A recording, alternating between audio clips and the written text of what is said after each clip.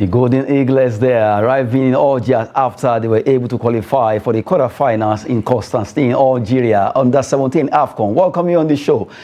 Sports updates on Trust TV. Adeni Aji Shafe.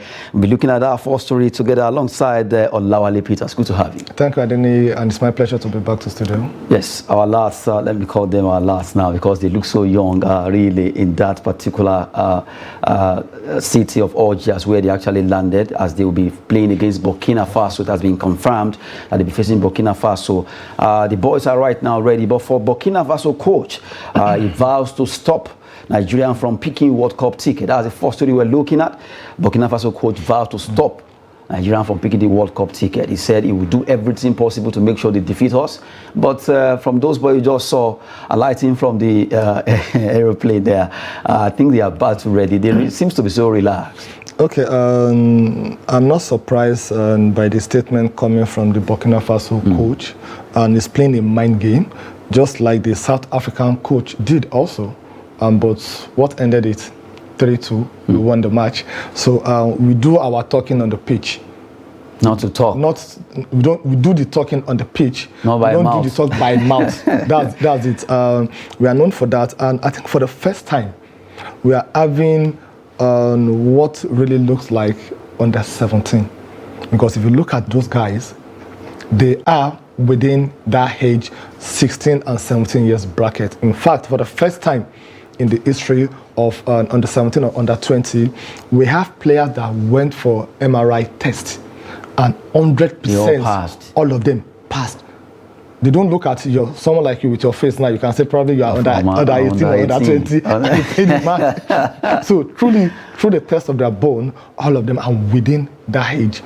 So they have that energy to play, and you see the synergy within them also, especially in the midfield. They play more like a team, and they are not under pressure. That's the truth. So I think Nduka Ogbade also, he has done the thing. He has done very well by building the team and building their confidence. However, we should not underrate the Burkina Faso team also. Apart from their coach, I'm not saying he's being lousy, but he has to justify the reason why he's still the coach, and they defeated the current champion of the competition, Cameroon, by 2-1, and they came from behind to win that match. So that will give them that confidence. It's like you play against Brazil or against Argentina in the competition, and you're lucky to win the match. So you have the confidence that if I can do it with Brazil, I should be able to do it against Argentina. So that's actually the confidence that they are having right now. But I'm very sure we're going to shock them. We'll tell them what we are made up of. And winning this semi-final should be our priority for now, because winning the semi-final will take us to qualify for the World Cup, which is our target for now. So I'm very sure the coach and his technical crew, they know what to do. What they did against South Africa by making sure that we scored 3 goals, we should continue that. And they should look at what made us to concede the 2 goals that we conceded. We'll try and work towards that to make sure that, okay, going forward, we should be very clinical. If you have 3 shots on target, 2 goals attempts, we should be able to score the 2 goal attempts. We should have that 100%, and we shouldn't allow any error from our defense. We should have a very strong defensive midfielder that will bridge the gap between the midfielder and the defender also. I'm sure Nduka Ogbade, he has been there before. He has won it before. You know it's at stake. So I'm very sure we're going to win the match. So let the coach be doing the talking. And I wish I'm there after the match, and after we've defeated him, I'll now ask him the question. You said you're about ready to win us. How do you feel after we've defeated you? So I think that's going to come. So as far as I'm concerned, we are taking the lead. Well, right now it's going to be a big one because we'll be facing Burkina Faso on Thursday. A match that is going to be a do or die. We need to qualify for semi-final and also make it to the World Cup. And right now, the Golden Eagles are in Algiers. They left Constantine. Looking at that particular clip we saw there where they were actually coming down. But right now, the boys are battle ready. According to the coach Nduka Ogbade, they are ready. He has done everything he could alongside the technical crew to see how they can get the team to the best performance that they'll be having against Burkina Faso. Faso, even though Burkina Faso coach has been talking. Traore is his name. Let's see how they will silence him that night in that game on Thursday. While we're talking about under 17, let's move ahead to the under 20. Under 20 will be playing at the World Cup, and right now, according to Nigerian Football Federation, Bozo has an improved team to the World Cup. Right now, well, they are there already. They are in Argentina, and they'll be playing in that particular World Cup. Let's quickly look with the list of those players that have actually been given the opportunity to play at the World Cup right now. Goalkeeper, have about 3 of them: Chijoke Bozo, Nathaniel Nwosu, Sahid Jimo. Midfielders, Daniel Daga, Samson Lawal. You have Victor Eletu there, Ibrahim Abdullahi, John Joshua, Chochuku Nadi. Defenders, you have Daniel Bameyi, Benjamin Frederick, Israel Domingo, Ebero Gucci, who play in Sweden, Augustine Njoku, Solomon Abalaka there. And you have forward, Haliru Seriki, Jude Sunday, Ibrahim Mohammed, Lawal Salem Fago, Kenyide Ibrahim, and you have Emmanuel Ome. Nigeria will be facing 3 nations. We have Italy, Brazil, and also Dominican Republic. Dominican Republic will be coming first. But right now, we'll be playing against Colombia in a friendly game, according to the coach Adam Boso, that he's trying to fine-tune the team ahead of the match against Dominican Republic before they face Italy and also Brazil. Okay, that statement got me scared because this is not the time for him to be telling us he want to fine-tune the team before our first match. The team's supposed to have been fine-tuned by now. That's the truth. And yes, the NFF, they said we are going with an improved team. I don't understand what they mean by saying we are going with an improved team.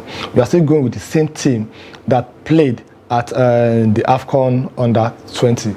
Almost 80% of them, they are still only there. Few of them just joined them. So we saw what they did. Their midfield in shambles. The attack also, they are not even coordinating, they are not communicating at all. So when you're talking about improve in what sense? So I don't really understand. To be honest with you, we are in a team that will play, we are in a group that will play against Brazil, Italy. And Italy. In fact, even the Dominican Republic, we should not say because, the last time they played any international competition was in 1994. So we shouldn't, because of that, say, we are going to overlook them. No, we're not going to overlook them. I don't know how we're going to escape from that group first. That should be our priority. If you look at the formation of the team, it's a balanced team. The midfielders 6, attackers 6, defenders 6 also. So that means you can tweak in any formation based on what you think you need as at that time. So what I think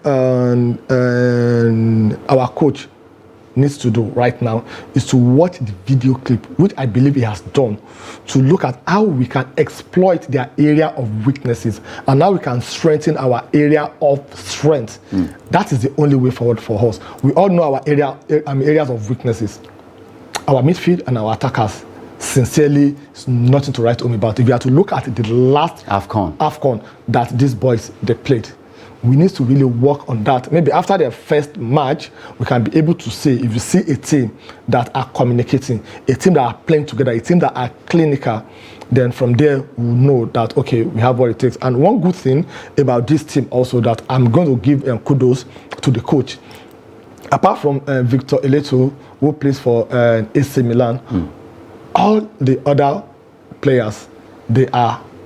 And then we have Oguchi too. Oguchi also from Sweden. Apart from 2 of them, so all the other players, they are from our local league. That shows that we are building a team for the future. That shows that most of the boys going there, they are going as an hungry player. They are hungry for success. They want to make a name for themselves. This is an opportunity because a lot of scouts, a lot of coaches, a lot of technical director of will be watching them, and this is how they catch them young. So we need to try as much as possible also to see how we can surpass our record.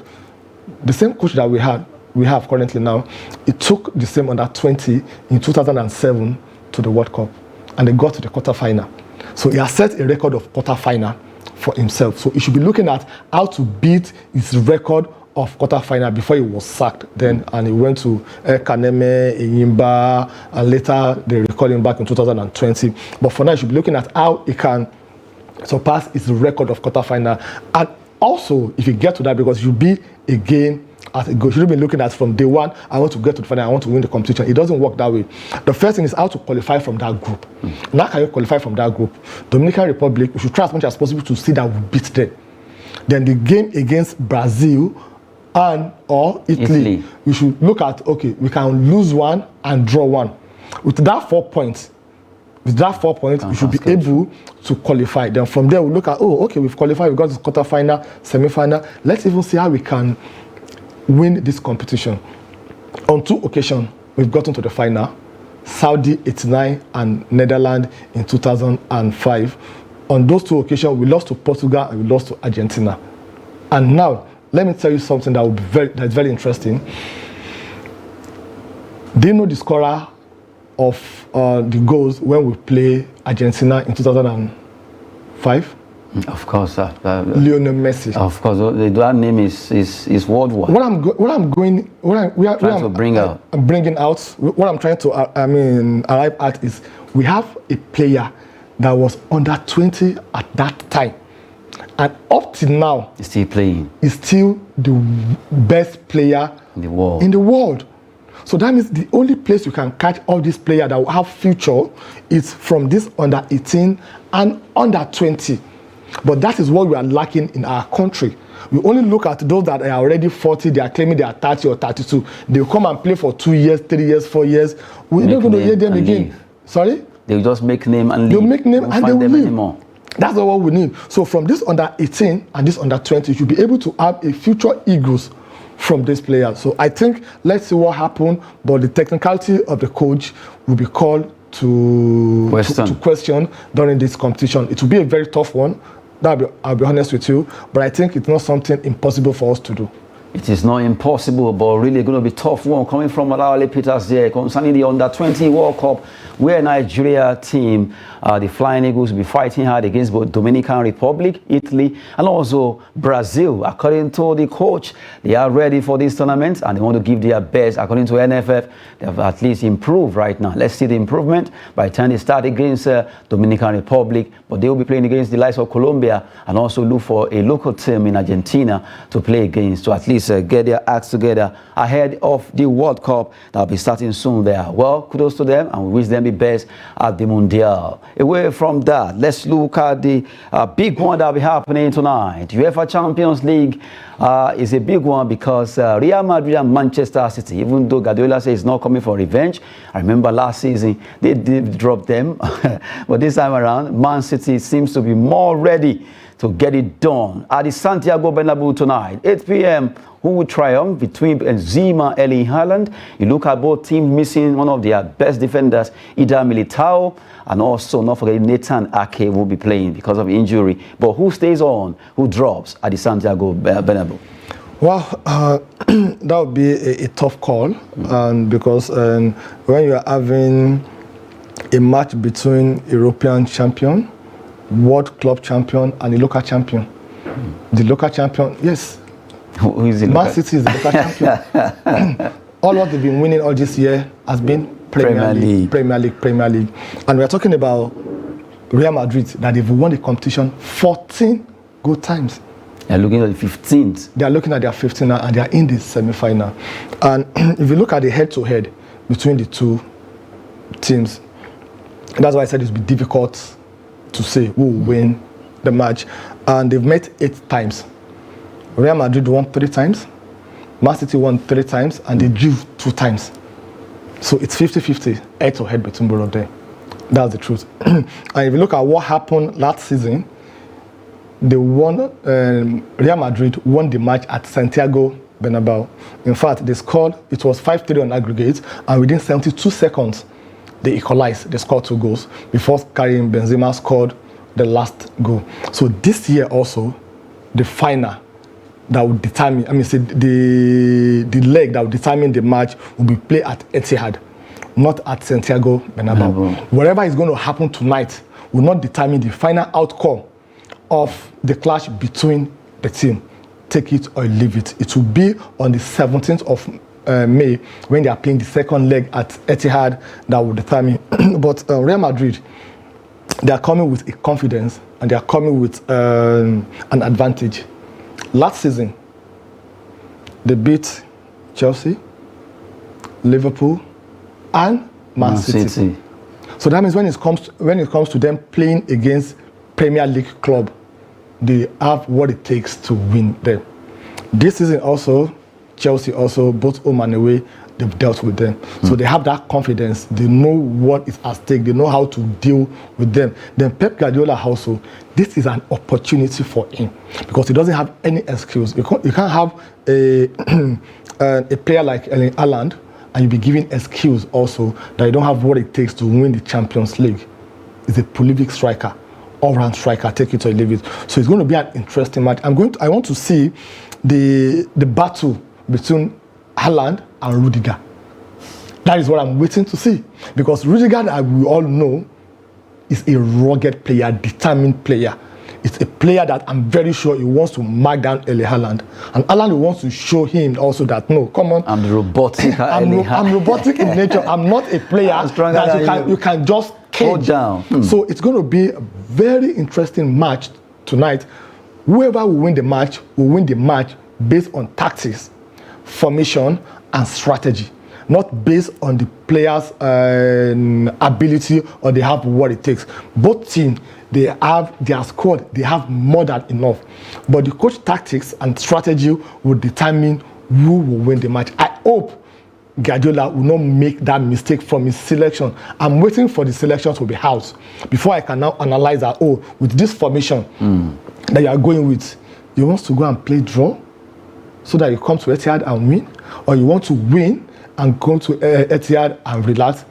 Formation will determine, tactics will determine, strategy will determine, and concentration will determine. Don't forget, it took only 72 seconds for Real Madrid to win the last one, they won during this same semi-final. So it's going to be final before final tonight. Now, looking at the two coaches, Ancelotti, the Don Carlo versus Pep Guardiola, who is really very hungry for this particular cup, Glory.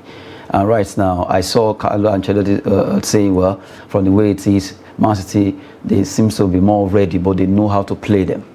And for Guardiola, like I said, well, they are not coming for revenge. They just want to come and play football. Both of them trying to play some mind games there. But it's obvious that Benzema, the old wine in the new bottle, you know, and for Erling Haaland, fantastic player who has seen it all when it comes to goal scoring, is ready to also add more feathers to his cap. Tonight, these two players will have a lot of impact on this game, despite the fact that they are going to be 11 on the pitch, but two of them, attention will be on the two, what they can do to score goals for their clubs. Okay, and based on that, I will pick Real Madrid over Manchester City, based on experience. Because tonight, experience is what is going to win it. The experience between Guardiola and Ancelotti will determine what the players will do. The experience of the players also, the like of Madrid, the like of Benzema, will also determine what the outcome of the match will be. So if you pair them based on experience, the coaches, that's the two coaches, and the players, Real Madrid, they have what it takes. They've enjoyed it before. They've had the success. Take it or leave it. Man City, they are coming for revenge. They are obsessed with this trophy. So that statement was just a mind game? That one is just a mind game. You all know it is a mind game. Take it or leave it. This is an opportunity for Pep Guardiola to justify over $1.3 billion that he has spent in signing players since he came to Manchester City. If you can't win it this year, if you can't win it this year, if you can't win it this season, you should just forget about it. When they are talking about world-class coach, like Ancelotti, Mourinho, Alex Ferguson, he shouldn't mention Italians. The Capello of this world. He shouldn't even mention his name because he has proven to the world that with all the resources available to him, he still cannot win what the club really needs. That's the truth. So a lot of pressure on Guardiola. I hope that pressure will not make him to make the same mistake he made when they played against Chelsea in the final and he plays false 9. And you notice that concerning Guardiola, quickly he gets fidgety, he will be unsettled. I noticed that at times he makes a lot of wrong substitution. Yes, he does that a lot, and that is when the pressure sets in. When the pressure comes in, he's not confused. He's not a calm coach like the likes of Ancelotti. Ancelotti is, even if you are leading Real Madrid 3-0 and 2 minutes to the end of the match, Can still happen. you still see him, he will calm, he will make substitution, and the substitution will do what will help. And that's another thing also. The bench has been winning the trophy for Real Madrid. Last season, both the semi-final, quarter-final, and the final, the bench helped a lot to win the match. So also, what are they going to do tonight in terms of Man City? Are they going to take all their, if you are going to war at times, you don't go with all your soldiers at once. You keep some. Strategically, you keep some at the flanks, left, right, back. Okay, you go. If something happens, you from the flank, you can overtake. You come back. That also will play a major part tonight. The bench will also be part of what will determine who will win the match. I can't wait till 8 o'clock. Well, we just can't wait to see what happened at the Los Blancos. The Santiago Bernabeu, because the Los Merengue will be facing the Citizens coming from Etihad, and it's going to be a big battle there. Looking at those world of football, the two clubs are really, really hungry for glory. And before we go, let's look at a story from transfer. Crystal Palace winger Michael Olise has entry interest from PSG. PSG are looking at getting Michael Olise over there at their home in France. Okay, and I think it will be a good one for him. It will be a good one for his career, for a professional profile also. However, I think he should think twice before he goes to PSG. He should look at the role that he plays currently now and who is holding that role at PSG. Is he someone that he can bench, or is he a player that they want to hold on for the future? Olise is not a future player. Olise is a today's player. It's a player that needs to be having 90 minutes time on the pitch, supposed to be among the first 11. So going to PSG, will that be possible? Then his style of play will also be determined if the new coach that will be coming will want him to play. For example, if they take someone like Jose Mourinho, Olise is not his kind of player. Olise is not his kind of player at all, because Jose Mourinho needs a midfielder that is rugged, like the likes of Makalele, the likes of Kante, that mass defense, mass attack. You can do and play anywhere, anyhow. So that's what he needs to really look into also before he take the next step. Apart from PSG that will be looking out for him, since Rod Hudson got to Crystal Palace, we've seen the best of him in the last 5 or 6 matches. He has shown that he's a player that has a lot of talent. So based on that, I think he shouldn't go to where his career will end on the bench or on substitute. He shouldn't go to where his career will actually be on the bench. Eric Ten Hag believes Man United will maintain top 4. That's coming from the man that is holding sway in Manchester United. If you ask Lampard that will Chelsea relegate, what will he tell you? He will tell you that you cannot relegate. So definitely, what do you expect him to say? Sincerely, and they lost it against West Ham. They lost it against West Ham, and they still have 3 matches to play. And Liverpool now, they are really giving them bumper to bumper. And Liverpool, for their last 6 matches, they've won it. So the difference between them now, they've reduced the gap to 4 points. So that shows that there's no room for error for Manchester United. He's saying that to play down the pressure on him and on the player, just like Mikel Arteta said after they won their match against Newcastle, that the title race is still open for them. So that one is just a motivational talk. Maybe they've turned to a motivational speaker, but let them do the work on the pitch. Football can always make you to become another person. Really, have a good time with Olawale Peters. Thank you so much. It's my pleasure being here, Adeni. I'm Adeni Ajishafe. Sport is always business and fitness. Thanks for watching.